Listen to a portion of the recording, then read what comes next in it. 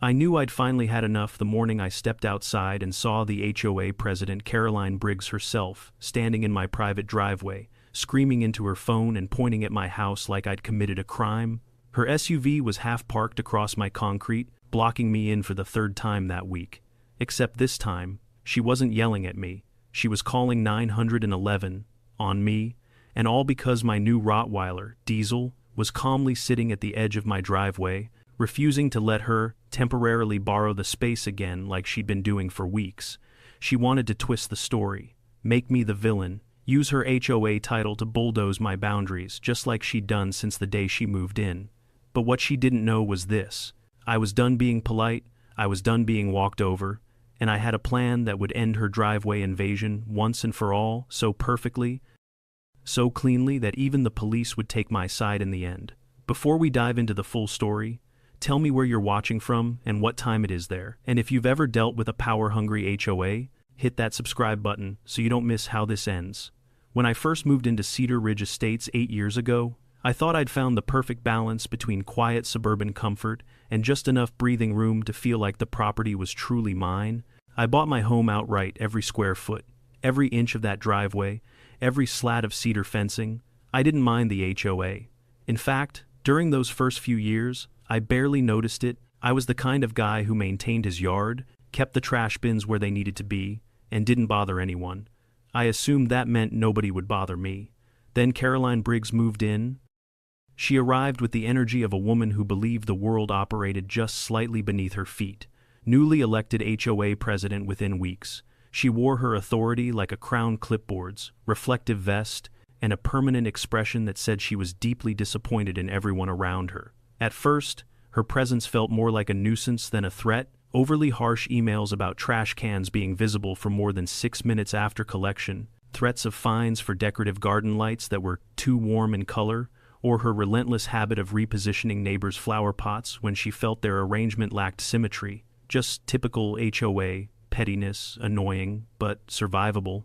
But then came the driveway problem. The first time she parked in my driveway, I assumed she'd gotten turned around.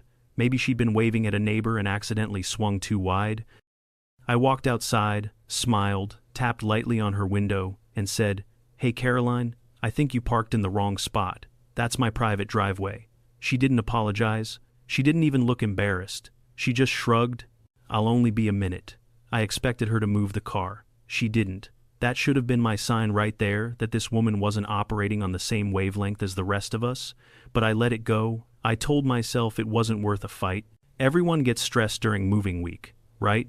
Except it didn't stop after moving week, or the week after that. By month 2, it became routine. I'd come home from work, and her silver SUV would be angled across my driveway like it was part of the landscaping.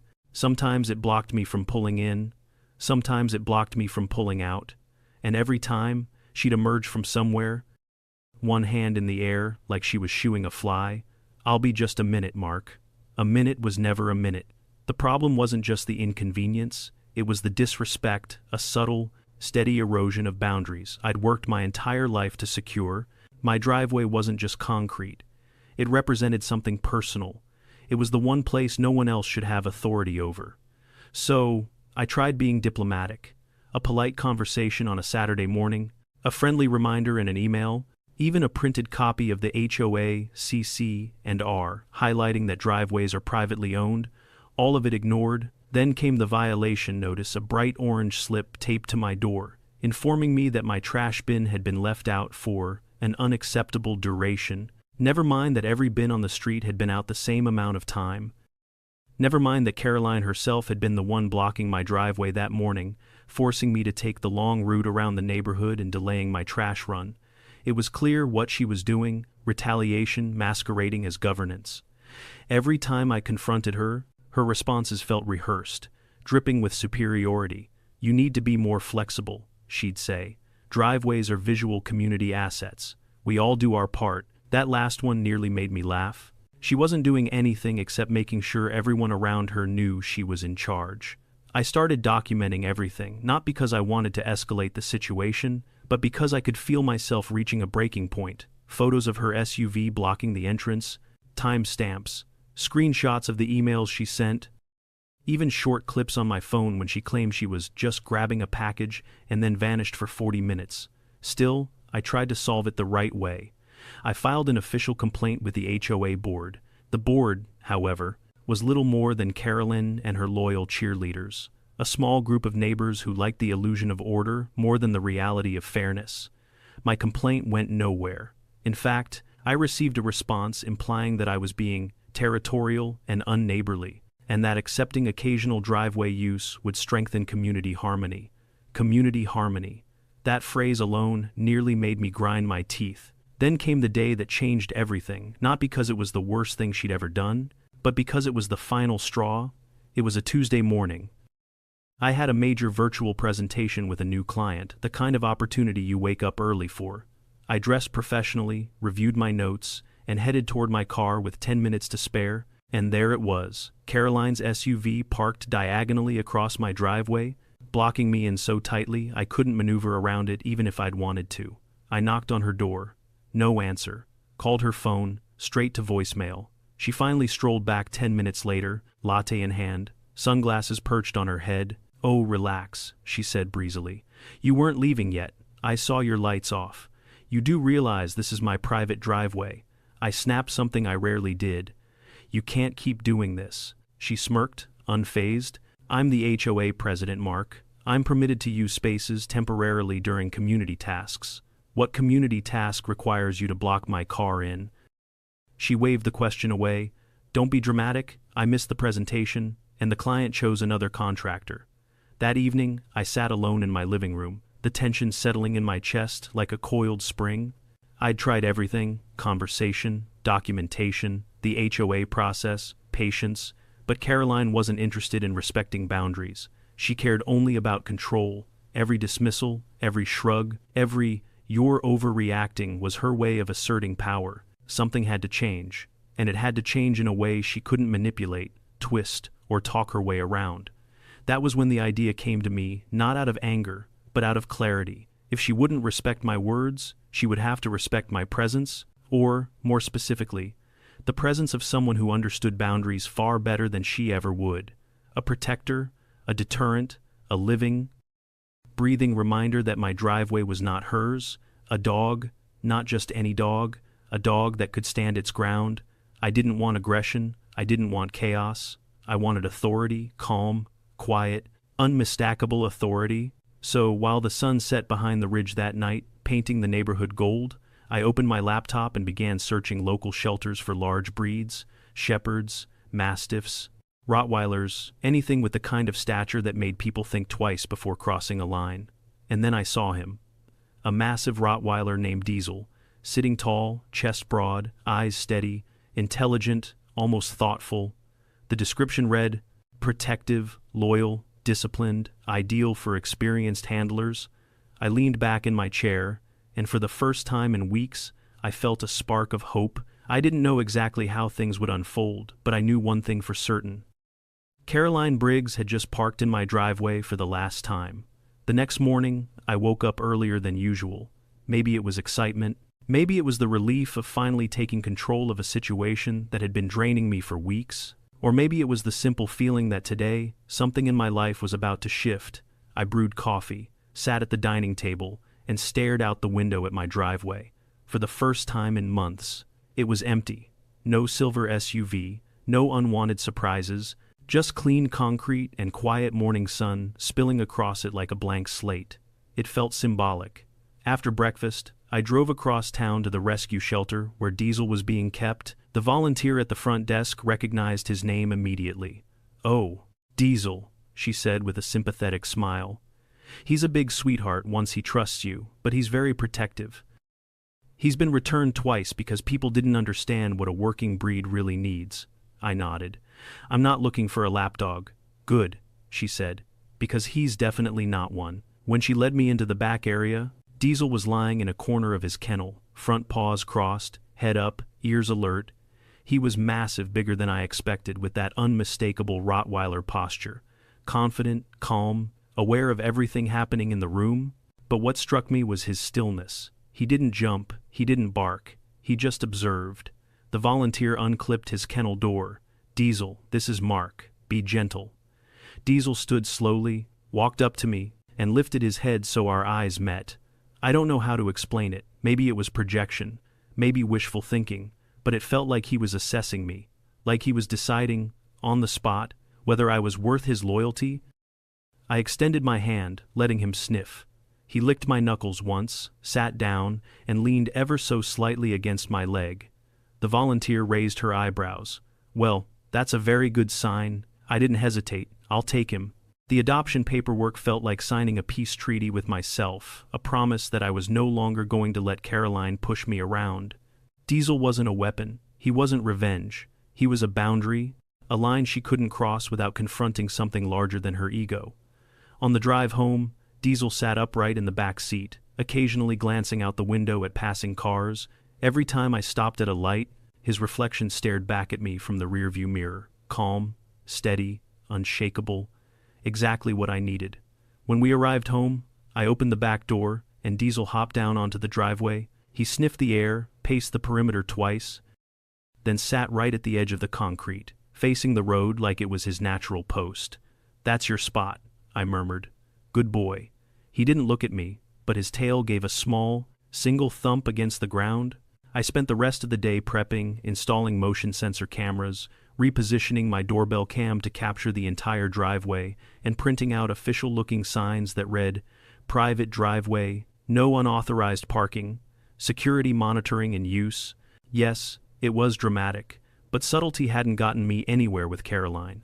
Around late afternoon, I walked Diesel around the property, keeping him leashed while he explored the yard, sniffed the fence line, and occasionally tested the boundaries of where he wanted to pull versus where I needed him to stay. He was strong, easily over 100 pounds, but impressively responsive. A quick tug, a soft hey, and he adjusted. By evening, we'd already established a rhythm. When a car drove by, Diesel lifted his head, ears pricking forward, but he never barked. He just watched, judging, calculating, choosing whether the vehicle was a threat worth reacting to.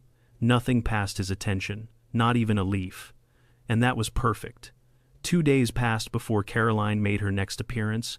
It was just after 9 a.m., and I was standing in the living room, watching the morning news, Diesel resting at my feet like a furry boulder. He suddenly stood, ears forward, and walked to the window. I followed his gaze, and there it was, Caroline's silver SUV rolling down the street toward my driveway with its usual slow, entitled glide. The same angle of approach, the same casual assumption that the concrete she was looking at somehow belonged to her. Diesel looked back at me as if asking, "Is this the one?"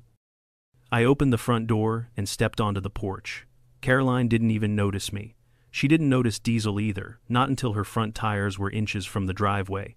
Diesel walked forward, positioning himself right at the opening, tall, broad, immovable. Caroline slammed the brakes so hard her SUV dipped forward. She stared. Diesel stared back. I could practically feel the tension humming between them like a power line ready to snap. Caroline rolled down her window, face twisted in disbelief. "Move your dog, Mark." Diesel didn't move a muscle. I leaned against the porch rail. He's on my property, and unlike some people, he respects boundaries. Her jaw clenched. "I have HOA business to handle. I need quick access." "You know that?" "No," I said calmly. "What I know is that you've been using my driveway as your personal parking space. That ends today. This is harassment." She snapped. "You trained your dog to intimidate me." "I trained my dog to guard the place he lives," I replied, "which includes my driveway." "Move him," she repeated, voice rising. "Right now." Diesel took one step forward, not aggressive, not loud, just enough to make his presence unmistakable. Caroline jerked back like he'd leapt at her. I held up both hands. "He's not attacking you. He's doing his job. If you don't want to interact with him, steer clear of my driveway." Her hand flew to her phone. "I'm calling the police." Of course she was. I didn't argue, didn't try to de-escalate. I'd played that role too many times already. Instead, I said, "Go ahead," and then I turned and walked back inside, leaving Diesel calmly watching her through the open gate. She dialed frantically.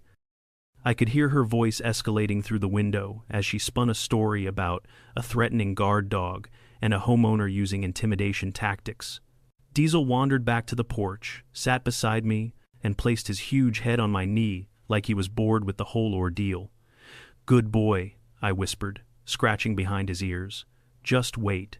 The truth will speak for itself." The police arrived in less than 10 minutes, 2 cruisers, lights flashing but sirens off. Small town calm, big-time authority. I stepped onto the porch as they approached, Diesel sitting obediently beside me. Caroline ran up to them immediately, waving her arms, pointing at Diesel, claiming she'd been blocked, threatened, and cornered by my dog. One of the officers asked her to stay by her vehicle while they assessed the situation. They approached Diesel cautiously, not because he was aggressive, but because protocol demanded it. Diesel didn't growl, didn't bark, didn't break eye contact with them. He just sat there like a statue of silent judgment. "Sir," one officer said, "does your dog have a history of aggression?" "No," I said, handing over his adoption papers, vaccination records, and training assessment. "He's protective, but not violent."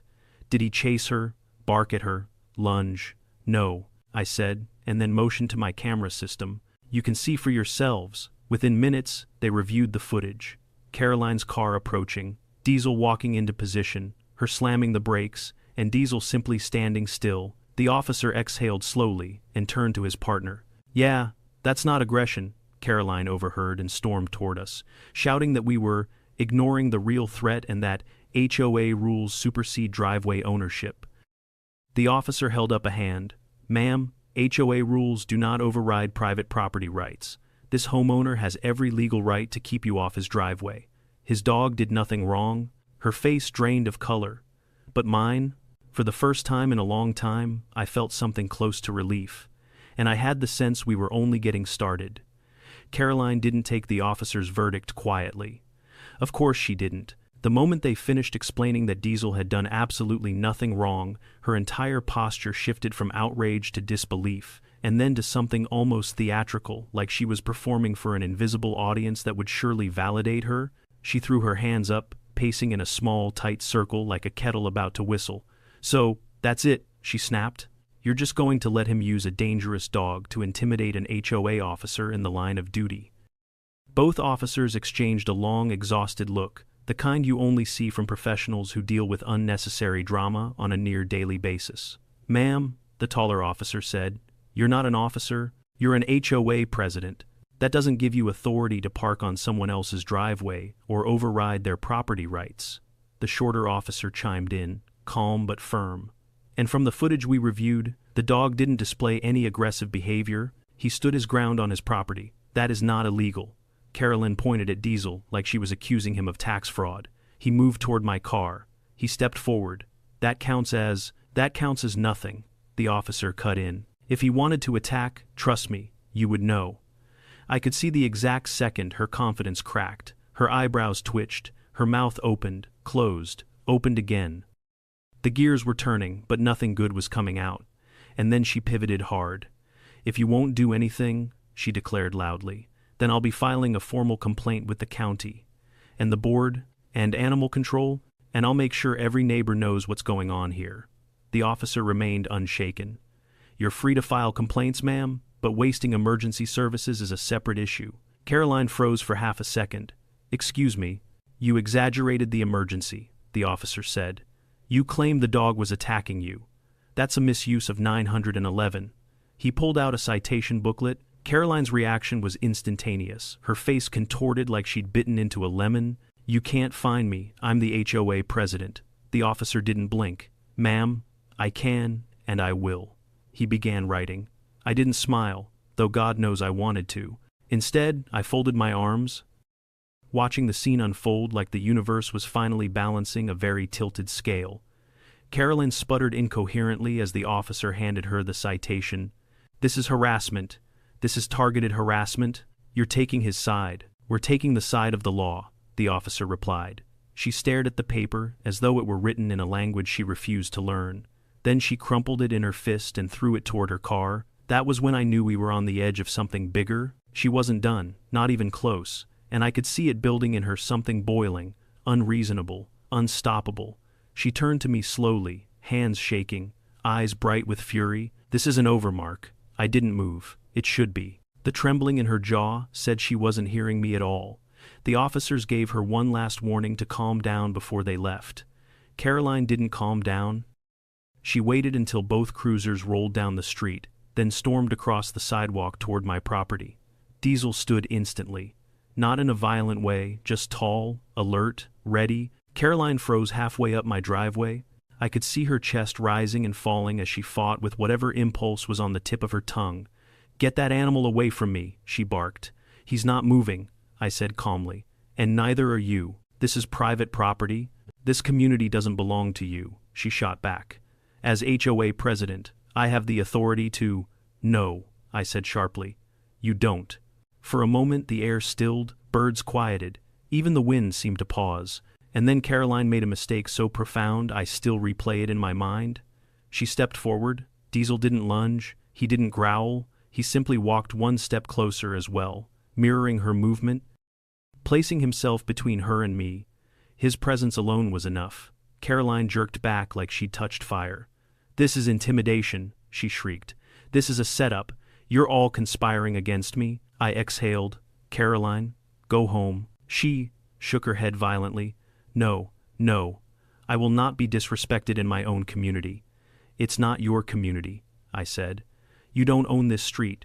You don't own my property. You don't get to make the rules up as you go." Her breathing grew ragged, her fists clenched. For a second, I genuinely wondered whether she was about to grab something, her keys, a rock, anything. Before she had the chance, another voice echoed from behind her. "Ma'am, step back." The officers had returned. Apparently they hadn't driven far. They must have sensed she wouldn't let things go. Caroline turned toward them. "He's threatening me again. That dog is enough," the officer said, raising a hand. "Ma'am, we already addressed this situation." "No, you didn't," she exploded. "You're all letting him get away with this because he's—" The officer cut her off before she went somewhere she'd regret. "Take a breath. Back away from his property." "I will not," she screamed. She tried to march forward again. Diesel didn't move, but the officers did. They jogged up the driveway, intercepting her just before she crossed an obvious boundary. "Ma'am, stop resisting," the taller officer said. "Don't touch me," she shouted, wrenching her arm away. "I know my rights." The shorter officer sighed. Apparently not. The moment she swung her hand, not even a full swing, more like a frantic swat, they grabbed her arms, not aggressively, not violently, just firmly enough to control the situation. Caroline's shriek echoed across the neighborhood. "This is an outrage. You can't do this. I'm the OA president." "You're also trespassing," the officer said, and ignoring multiple lawful commands. Her voice rose another octave. "Let me go. I'm filing charges against all of you." But the officers had already made their decision. They turned her, cuffed her wrists, and began walking her toward the cruiser. The neighborhood came alive, doors opening, blinds shifting, neighbors whispering from their porches. One woman, 2 houses down, murmured, "Finally," another neighbor muttered. About time someone stopped her. Even kids on bicycles rolled to the curb to watch the spectacle. Caroline was red-faced, breathless, half sputtering, half screeching, as the officers guided her forward. "This is illegal. This is retaliatory. I'll sue. I'll have your badges." The officers didn't react. They'd heard it all before. And then Caroline locked eyes with me over her shoulder. "This isn't over," she spat. I met her stare calmly. "Yes," I said, "it is." When the cruiser finally pulled away with Caroline still spitting threats from the back seat, I let out a breath I hadn't realized I'd been holding. Diesel nudged my leg gently, like he was checking in. "Good boy," I whispered, scratching behind his ears. "You did everything right." As the adrenaline cooled, I finally understood something important. The confrontation today wasn't the end of the story, it was the beginning of consequence. Caroline had built her entire identity on control. Being corrected publicly by police, no less, was the kind of humiliation she couldn't bear. She'd try to fight back. She'd try to reclaim whatever power she imagined, slipping through her fingers, but she didn't know something crucial. Something I hadn't told her. Something that would change absolutely everything once it came to light. And the best part, it wasn't a threat. It wasn't revenge. It was simply the truth. A truth Caroline Briggs was about to learn the hard way. The quiet after Caroline's arrest was almost unsettling. For someone who'd spent the past 2 months inserting herself into every corner of the neighborhood, her sudden absence felt like unplugging a machine that had been humming in the background for far too long. Cedar Ridge Estates took a breath, a long, overdue exhale. But peace didn't come instantly. The morning after the incident, I stepped outside with Diesel to take our usual walk around the block. As we crossed my driveway, I noticed several neighbors casually milling about, with the weird kind of coincidence that only happens when people are dying to know what happened but don't want to be obvious about it. Mrs. Green from across the street pretended to water plants that did not need watering. The new couple 2 doors down, Sam and Lena, lingered a little too long by their mailbox. Even Mr. Henderson, who I hadn't seen outside in months, suddenly decided today was a good day to retrieve his morning paper. People weren't subtle. Morning, Mark. Mrs. Green called in a tone far too chipper for 7 a.m. Lovely weather, isn't it? I smiled politely. It is. Her eyes darted to Diesel, then to my driveway, then back to me. She opened her mouth like she was warming up to a question, but nothing came out. Instead, she just kept spritzing the same leaf over and over. Yep, definitely looking for gossip. We kept walking. As Diesel and I rounded the cul-de-sac, a white HOA golf cart turned down the street, rolling toward us. I tensed for a moment. Old habits die hard, but when it pulled up to the curb, I saw it wasn't Caroline at the wheel. It was Jim. Jim Carter had been on the HOA board for years and was widely regarded as one of the few decent human beings in Cedar Ridge governance. He was in his mid-60s, wore glasses that always sat a little crooked, and carried the exhausted aura of someone who had tried for years to keep the peace while being outnumbered by louder personalities. He parked beside me and removed his cap with a sigh. "Mark," he said, "mind if I walk with you a minute?" "Not at all." Jim climbed out of the cart, fell into step beside us, and lowered his voice. I heard about what happened yesterday." "Did you?" I replied, though of course I knew the entire neighborhood had. Jim frowned. "Look, I want to apologize. What Caroline did, none of that reflects the board as a whole." I raised an eyebrow. "Doesn't it?" Jim winced. He knew I had a point. "She's been pushing the limits for a while," he admitted, throwing her weight around, making decisions without consulting anyone, writing citations without approval. "You're not the first one she's targeted." I stopped walking. "So why hasn't anyone said anything?" He shrugged helplessly. "It's complicated. She gets aggressive when challenged. Some people are afraid of conflict, some want to avoid drama, and some, frankly, don't care enough to fight her." "Sounds about right," I muttered. Jim cleared his throat. "The board is having an emergency meeting tonight. Without her, we need to decide what to do next." I didn't respond. I wasn't sure what he expected from me. Jim continued. "If you're willing, we'd like you to provide a statement about the driveway issues, the false citations, the police involvement." "Ah, there it was, Jim," I said gently. "I'm not trying to run a crusade here. I just want to be left alone." "I know," he said quickly, "and you should be. But this incident, it's bigger now. People finally saw her lose control. They saw the officers take her away. If there was ever a time to address her behavior, it's now." Diesel nudged Jim's leg, as if impatient with the conversation. Jim smiled nervously and took a step back. "Big boy, isn't he?" "Big enough," I replied. Jim nodded, adjusted his cap, and climbed back into the golf cart. "I'll email you the meeting details. Hope you'll consider joining." With that, he drove off, leaving me in the middle of the cul-de-sac with a Rottweiler who seemed far more decisive than the entire HOA board combined. That night, I sat at my desk with my laptop open to a folder I'd labeled HOA Nonsense. Inside were dozens of photos, saved emails, video clips, and documentation of every driveway incident I'd endured. At first, I'd collected the evidence because I needed validation that I wasn't imagining the harassment. Now, apparently, it was evidence in an actual HOA proceeding. Funny how life works sometimes. As I looked through the files, a thought surfaced, one I hadn't fully acknowledged until this moment. Caroline hadn't just been annoying. She'd been abusing her position, weaponizing a homeowners association to push around anyone who didn't conform to her vision of perfect community order. And I wasn't just irritated anymore. I was tired of bullies. I clicked print all. By the time the stack of papers landed in the tray, Diesel had curled up beside my chair, snoring softly. I reached down and scratched his head. "You and I said quietly, "are about to shake this place up a little." He didn't wake, but his tail thumped once. The emergency meeting was held in the community clubhouse, an oddly grand building with chandeliers, beige walls, and carpet that smelled permanently like potluck casseroles. When I walked in, half the neighborhood was already there. People whispered as I passed.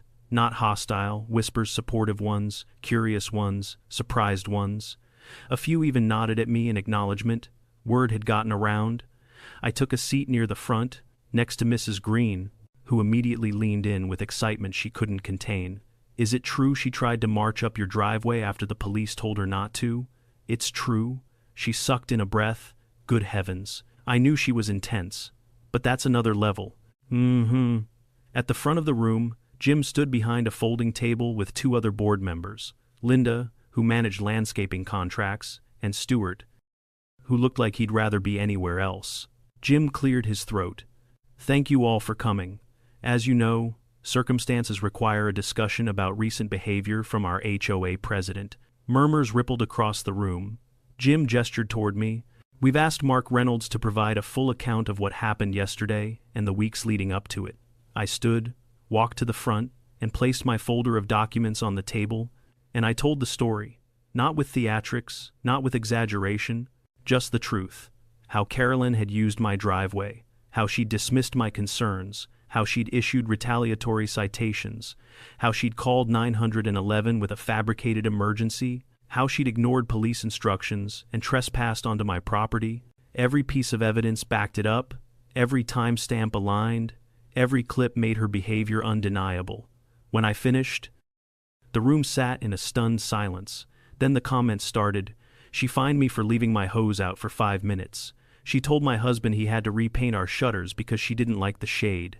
She threatened to tow my daughter's car even though it was legally parked. She said my wreath was seasonally inconsistent. One woman, red-faced with frustration, stood up and said, she told me my welcome mat was passive-aggressive. For the first time since moving here, I felt like the neighborhood was united, bound together, not by shared rules, but by shared exhaustion. Jim finally raised his hands for quiet. Based on the evidence presented, the board will vote on whether to temporarily suspend Caroline Briggs from her duties, pending a full review. The vote wasn't close. 3 seconds later, the board announced that Caroline was officially relieved of her position until further notice. The clubhouse erupted in applause. I didn't celebrate. I didn't need to. I just felt the weight in my chest lighten, like a pressure valve had been released. But deep down, I also knew something else. Caroline wasn't going to go quietly. Not after this, not after being publicly embarrassed, not after losing the authority she clung to like oxygen. No, this wasn't the end. It was the beginning of the next storm, and I had the uneasy feeling that Diesel and I were going to be right in the center of it. Caroline didn't show her face for 2 days after the emergency HOA meeting, and honestly, that brief stretch of quiet felt almost unnatural. I had grown so used to her SUV edging into my driveway, her clipboard tapping against her wrist like a metronome of irritation, that the absence of conflict was strange, peaceful, yes, but almost suspicious, like the calm that settles right before a thunderstorm rolls in from behind the ridge. On the morning of the 3rd day, I stepped outside with Diesel, coffee in hand, feeling the crisp air, appreciating once again how the silence made the neighborhood look almost picturesque. Kids waiting for the school bus, neighbors walking their dogs, sprinklers clicking across manicured lawns. It was the kind of peaceful scene HOA brochures loved to brag about. For the first time in months, Cedar Ridge really felt like the community I'd imagined when I moved here. But peace rarely lasts long when someone like Caroline Briggs is involved. Diesel suddenly stiffened beside me, ears forward, tail low, not in fear, but in focus. He had a way of detecting tension before I did, like he could smell trouble. I followed his gaze to the far end of the street. Carolyn's silver SUV had returned. She drove slower this time. No wild speed, no reckless confidence, just a slow, creeping roll toward my property, as if she was stalking from a distance, collecting data, rehearsing. Diesel watched her the entire way, unmoving, a sentinel carved from muscle and discipline. I didn't move either. Caroline stopped her SUV directly across the street from my driveway. She didn't get out. She didn't wave. She didn't yell. She just sat there behind the tinted glass, staring. Minutes passed. Finally, the driver's window rolled down. Caroline leaned out, sunglasses covering half her face. "You think you've won, don't you?" she said, her voice steady but laced with venom. I didn't respond at first. I wasn't going to take the bait. "Caroline," I finally said, "I'm not interested in winning anything. I just want you to stop violating my property." "So dramatic," she snapped. "You and your stupid dog are making everyone think I'm some kind of criminal." "I didn't make anyone think anything," I replied. "Your actions did." She clenched her jaw so hard I could see the muscles twitch. "Don't worry," she said through her teeth. "I'm working on something. You'll see." Then she drove off abruptly, tires squeaking, not peeling out in anger, but in frustration that didn't know where else to go. Diesel exhaled sharply, like even he was tired of her. I glanced down at him. "Yeah," I muttered. "I have a feeling she's far from finished." At the HOA board's request, I stayed in regular contact with Jim over the next few days. He updated me on the formal suspension process, the complaints being reviewed, and the fact that several board members were quietly relieved to finally have the chance to address the problems they'd been avoiding.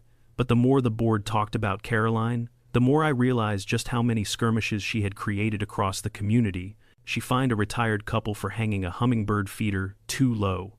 She threatened to tow a teenager's car for being parked at an angle she personally found unacceptable. She told a widower his porch chair cushions clashed with the HOA color palette. She issued a citation to a woman for having too many ceramic frogs in her garden. And the worst part, most people had simply complied, not because she was right, but because they didn't want to deal with her wrath. Her power had never come from authority. It came from intimidation. And now that intimidation had backfired, Jim called me one evening with an update. "It's not official yet," he said, "but I think the board is going to move for permanent removal." "That makes sense," I said. "But be prepared," Jim added. "She's not going to accept it quietly. I never expected her to." We hung up. I turned to find Diesel lying at the doorway, blocking the entrance like he always did at night, never fully asleep, just resting, ready. "You might be getting busier soon," I said to him. He blinked, unimpressed. The next incident came sooner than expected. It was a Saturday afternoon. I had decided to do some yard work, raking leaves, clearing gutters, the kind of chores you only do when you're trying to distract yourself from impending chaos. Diesel lounged near the porch, eyes half open, soaking in the sun like a solar panel. I had just gathered the last pile of leaves when I noticed a car I didn't recognize pull into the neighborhood. It wasn't a neighbor's vehicle. It wasn't a contractor's truck. It was a dark sedan, with tinted windows and no front license plate. It drove slowly, too slowly, coasting past houses like it was mapping the area. Diesel lifted his head and watched. The sedan slowed even more when it passed my house. Pausing just long enough to make me uneasy, Diesel stood. The car continued down the road and disappeared around the corner. I didn't like it, neither did Diesel. I mentioned it to Jim an hour later. "That's odd," he said. "We don't have anyone scheduled for appraisals or inspections today." Something about the tone in his voice made me tense. "Do you think Caroline might be involved?" Jim sighed. "Nothing would surprise me at this point." I ended the call feeling a knot in my stomach. That night, around 11 p.m., I heard something that instantly sent adrenaline through my veins. The sound of footsteps outside my house. Not heavy, not subtle, just slow, creeping steps across gravel. Diesel reacted before I could even stand. He bolted to the front window, hackles raised, letting out a low rumble I had never heard from him before. I approached the window and peeked through the blinds. Someone stood in the shadows near the corner of my property. Not a neighbor, not a kid, an adult, hooded, tall, intentionally trying not to be seen. He was holding something in his hand. Diesel growled deeper, chest rumbling like distant thunder. Then the person stepped closer, just enough for the motion sensor light to flick on. The bright white beam flooded the driveway, illuminating the trespasser, and I felt my stomach drop. It wasn't some stranger. It was Caroline. What she held in her hand wasn't a clipboard. It was a stack of papers and a camera. She raised the camera and took multiple photos of my house, my yard, my windows, my security sign, everything. Diesel barked, loud enough to shake the glass. Caroline flinched. Stepping back, I flung the door open. "Caroline," she froze, her face pale and strained in the light. "What are you doing on my property?" She lifted her chin, a brittle, fragile defiance. "Gathering evidence. For what? For your violations." I stared at her, speechless. "You've been suspended from the HOA. Temporarily, she hissed, and I will get reinstated. But first, I'm documenting all the rule-breaking happening at your house. What rule-breaking? The dog, the cameras, the signs, the landscaping that's not in compliance, the— Caroline, I interrupted, everything I've done is within HOA regulations. You think that matters? She snapped. Once I'm back in charge, I'll rewrite the rules if I have to. Diesel stepped forward, planting himself between us. Caroline backed up instinctively. This isn't over, she said again, breath trembling. It won't be over until I say it is. Then she turned and hurried back toward the street, disappearing into the dark. I stood there for a long time, watching the shadows, listening for any hint she might return. Diesel didn't move from his post. Eventually, I closed the door and locked it. I realized then that the storm hadn't passed. It had only started gathering strength, and if Caroline was willing to sneak onto my property in the middle of the night to take photos, then her next move would be even more desperate, something bigger, something reckless, something dangerous. Diesel sat beside me, watching, waiting. I placed a hand on his head. Good boy, I whispered. Stay close. Tomorrow's going to be a long day. By sunrise the next morning, I was already awake, sitting at the kitchen table with a cup of coffee I'd completely forgotten to drink. Diesel lay at my feet, but even he sensed something was wrong. His sleep was light, ears twitching at every small noise outside. I kept replaying the image of Caroline in my driveway the night before. The shadows across her face, the stack of papers, the camera, the way she said, "It won't be over until I say it is." Normal HOA presidents don't sneak onto private property at 11 p.m. Normal people don't behave like trespassers casing a house. This wasn't a rule dispute anymore. This was obsession. Around 7:30 a.m., I heard footsteps on the porch. Diesel lifted his head and emitted a low growl, not aggressive, just alert. I checked the peephole. It was Jim. I opened the door. "You're up early."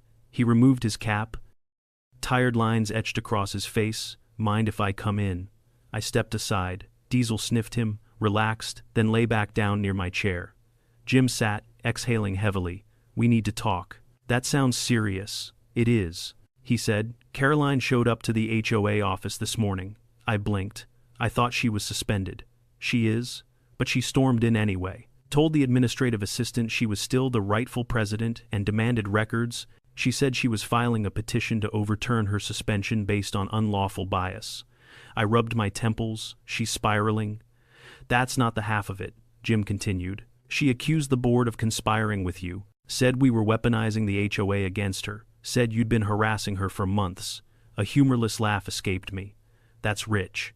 Jim nodded. "She also claimed you set a dog trap for her." "A dog trap?" I repeated. "What even—" "I know," he said, waving a hand. "It's nonsense, but she's trying every angle she can think of." "And Mark? I don't think she's done escalating." "Yeah," I said slowly. "She was on my property last night." Jim stared at me, eyes wide. "Doing what?" I told him everything, the camera, the photos, the threats. Jim sunk deeper into his chair.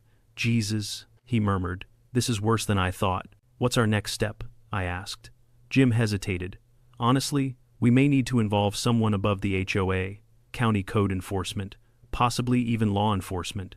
For trespassing. For harassment," Jim corrected. "Persistent harassment, fueled by her abuse of authority. The board will back you. You have evidence. And judging by how erratic she's become, I think she's close to crossing a line she can't walk back." I nodded slowly. "Then let's get ahead of it." Jim left soon after, promising to call an emergency board meeting that evening. As soon as he was out of sight, I looked down at Diesel. "We're not done yet, buddy." He thumped his tail twice, as if he understood exactly what was coming. The rest of the day crept by with uncomfortable stillness.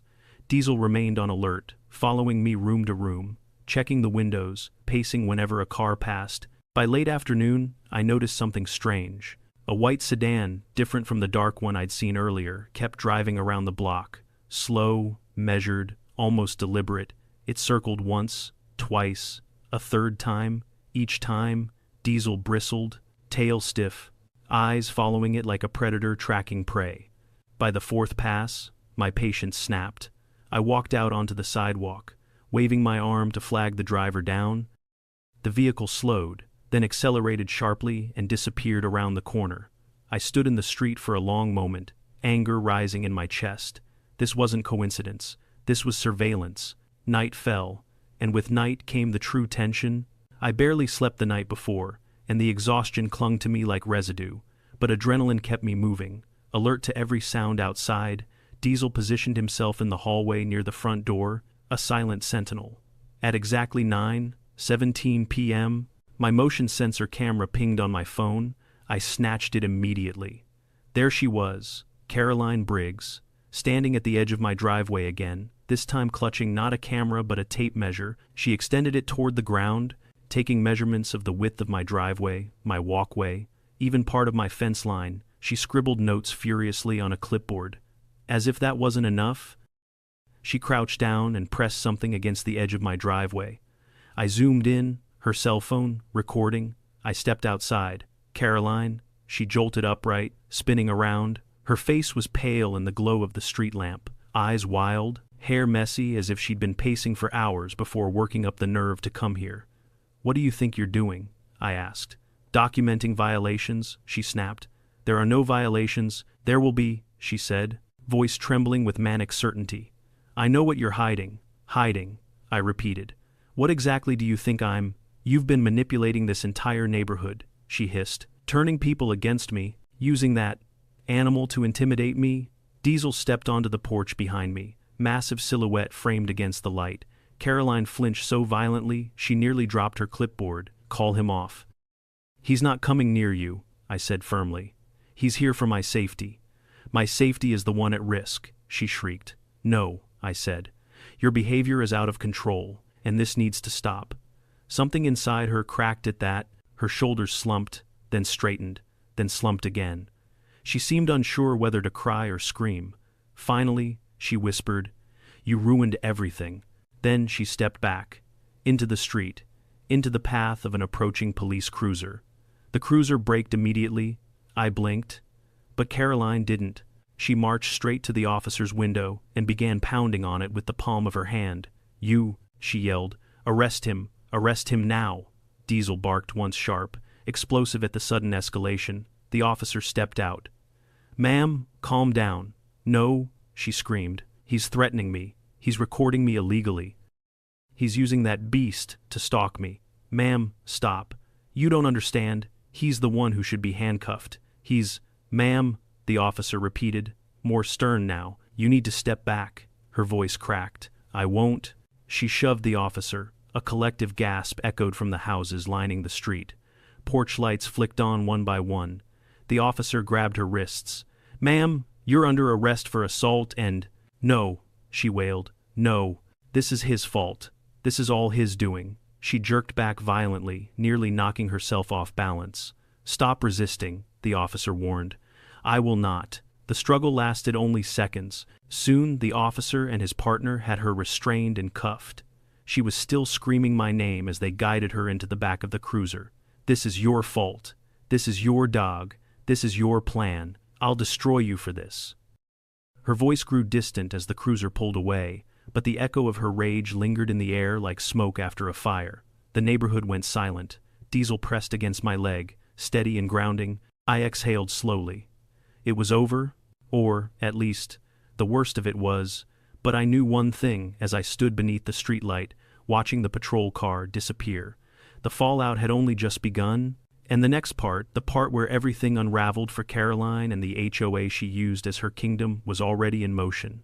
The night Caroline was taken away for the second time felt strangely quiet, not peaceful quiet in that tense, suspended way a neighborhood feels after witnessing something explosive. People lingered at their windows long after the cruiser disappeared. Blinds slightly cracked, porch lights glowing like watchful eyes. Diesel rested beside me on the porch, the weight of his head warm on my knee. While I tried to process everything that had just happened, Caroline wasn't just spiraling now, she was free-falling. And even though I'd done nothing to provoke her, nothing to escalate the situation, I knew deep in my bones she would come back from this angrier, more desperate, and more determined to reclaim the power she believed belonged to her. But for the moment, the night settled. Around 1 a.m., Diesel finally nudged me with his nose, his way of telling me I'd been sitting too long in one place. With too many thoughts swirling in my head, I stood, locked up the house, and tried to get some sleep. Tomorrow would bring fallout. I just didn't realize how much. I woke to a knock on my door at 8:12 a.m. Diesel reached it before I did, sniffing, then relaxing once he recognized the scent. When I opened the door, Jim stood there, clutching a folder stuffed with documents. His expression told me everything before he said a word. "Well," he sighed, "things have escalated." "They were already escalated," I reminded him. Jim nodded. "And now the county is involved." He walked inside, set the folder on my kitchen table, and rubbed his forehead. Last night's arrest triggered a mandatory review. When the officers reported she was trespassing, shouting, refusing commands, and accusing half the neighborhood of conspiring against her, the county opened an inquiry into her previous HOA actions. "What does that mean exactly?" I asked. "It means they're investigating her entire tenure as president. Every fine, every citation, every decision she ever signed off on." That explained the stack of documents.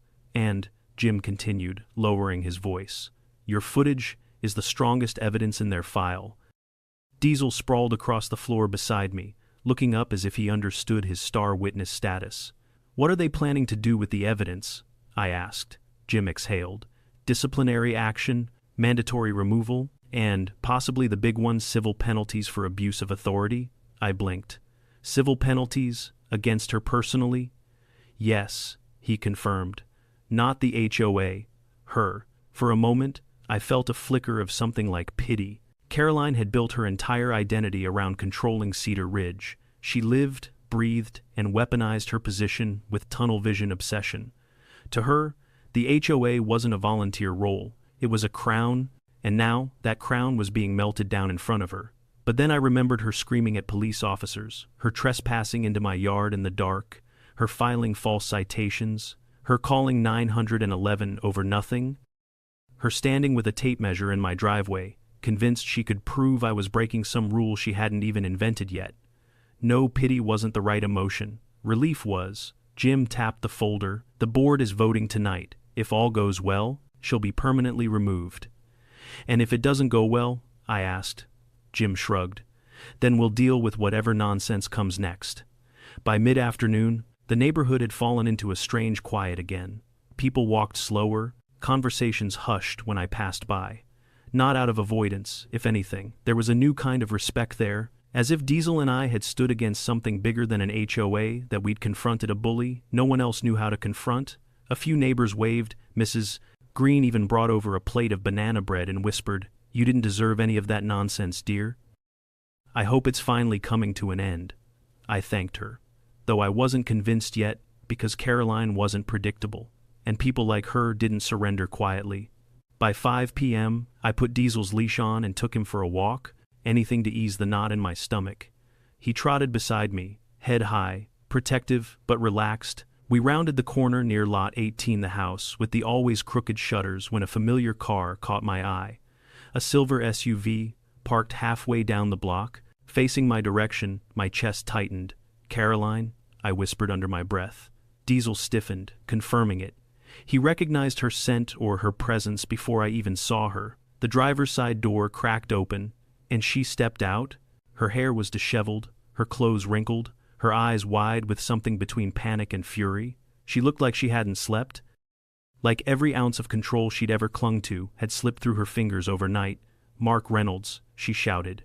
Neighbors peeked from porches. A curtain shifted across the street. I held onto Diesel's leash firmly. "Caroline, go home." "You did this to me," she yelled, voice cracking. "You turned everyone against me. You ruined my reputation." "I didn't ruin anything," I said. "Your actions caught up with you." "Lies," she screamed. "You manipulated the board. You manipulated the county. You staged everything." Diesel growled, not loud but deep, a warning resonating from his chest. Caroline's eyes darted to him. "You trained that animal to threaten me." I shook my head. "Diesel isn't a threat unless you make yourself one." She clenched her fists. "I'll fix this. I'll fix all of it." She took a step forward. Diesel positioned himself in front of me, body tense, tail straight. "Caroline," I warned, "don't come any closer." But she was shaking now, not with fear, with something more unhinged. This community was mine to run, mine, and you destroyed it. A car horn blared from behind us. police? Again. 2 cruisers pulled up, lights flashing but no sirens. The officers stepped out, familiar faces by now. "Ma'am," one officer called, "we need you to stop right there." Caroline ignored him. She took another step. Diesel barked loud and sharp. Caroline screamed and stumbled backward, tripping over the curb. The officers rushed in immediately. "Ma'am, stay where you are." "No," she shrieked. "He's attacking me. Arrest him. Arrest." Her words were cut off as 2 officers gently but firmly restrained her arms. She fought, screamed, kicked at the pavement, insisted Diesel had lunged at her, even though half the street and 2 police body cams had witnessed the opposite. Within moments, she was in handcuffs again. This time, she wasn't yelling at me. She was sobbing, broken, unraveled. As she was guided toward the cruiser, she looked back at me one last time, not with hatred, with confusion, as if she still didn't understand how everything had gone so wrong. "Why?" she whispered. "Why are you doing this?" I answered honestly, "I'm not doing anything." "Caroline, you are." She lowered her head. The cruiser doors closed. Diesel leaned against me, calming now that the threat had passed. For the first time, I truly believed the storm was finally over. The following evening, the HOA board held another meeting. This one brief, decisive, unanimous. Caroline Briggs was permanently removed as HOA president. She was banned from holding any board position for life. The citations she had issued were voided. New bylaws were written to prevent any single person from wielding that much authority again. And as for me, the board publicly apologized. Neighbors applauded. Jim shook my hand firmly and said, "Thank you for standing up. You reminded us what leadership actually looks like." I glanced down at Diesel. "He did most of the work," I said. Everyone laughed, but they knew. Diesel hadn't been a weapon. He'd been a boundary, and in a community ruled by someone who ignored every boundary imaginable, he'd been exactly what we needed. As I walked home under the streetlights, Diesel trotting confidently at my side, I felt something I hadn't felt in weeks. Safety, relief, closure, but most of all, my driveway was finally mine again. In the end, this whole ordeal taught me something far bigger than how to deal with an out-of-control HOA president.